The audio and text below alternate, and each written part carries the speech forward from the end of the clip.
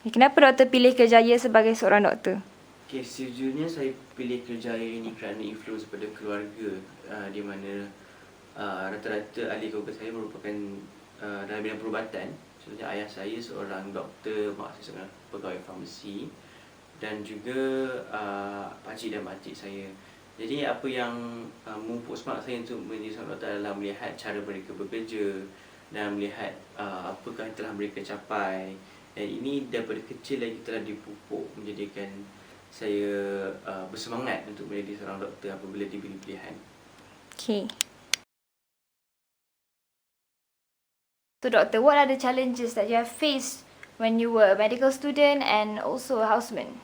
Okay, talking about challenges is comparing medical students' challenge and challenge as a houseman is like comparing the land and the sea, I guess, because challenge as a houseman is much bigger than being a medical student. But back when I was a medical student, I didn't realize this, and for me the biggest challenge back then is that realizing that there's so much to learn and so much to know and there's so little time, especially a few weeks before the exams or during the study week periods. So how do I overcome this is that when you're in clinicals, you have the chance to go to the wards and you get to see the patients, and you know the things that you need to know through clerking the patient and to see what are the common cases. But back when before you're in the clinicals, what you need to do is that you need to be close to the lecturers and you need to ask them what are the things that you really need to know, because even though the medical textbooks are really thick, but you don't need to read from cover to cover, unlike the times when you were in SPM or PMR.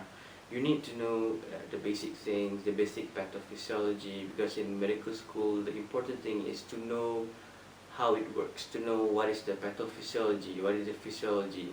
So once you know how things work, you don't need to memorize because you used to, because you don't need to memorize because you understand it instead of memorizing it.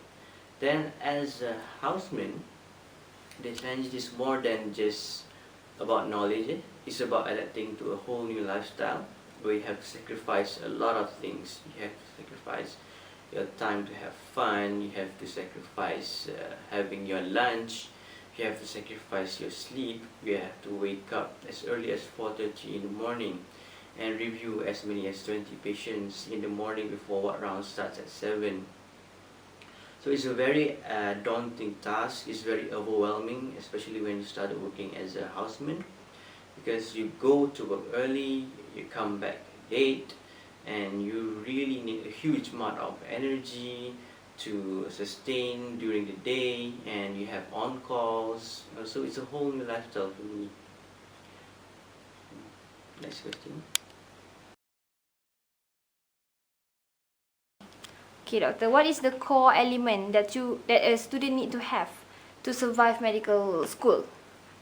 For me, the core element that you need to have in the medical school is, I would say intelligence is important, but intelligence is not the core thing. The core thing is being resilient and being there to fail, because in 5 years of medical school and years of being a doctor, failure is in a way inevitable. Failure, you will always learn to failure, and people say that you need to fail forward to succeed. It means that even though that you're really smart, but if you couldn't take failure and you're not resilient, then there will be a time when you suddenly face with failure and you would just give up. Like many people I see that because in medical school there's so many subjects that you have to learn, not all subjects that you like, and for some people when they fail in a subject that they don't like, and they just give up and quit medical school. So for me, the most important thing in the medical world and medical school is being resilient, being dare to fail, and dare to rise again like a phoenix. Okay.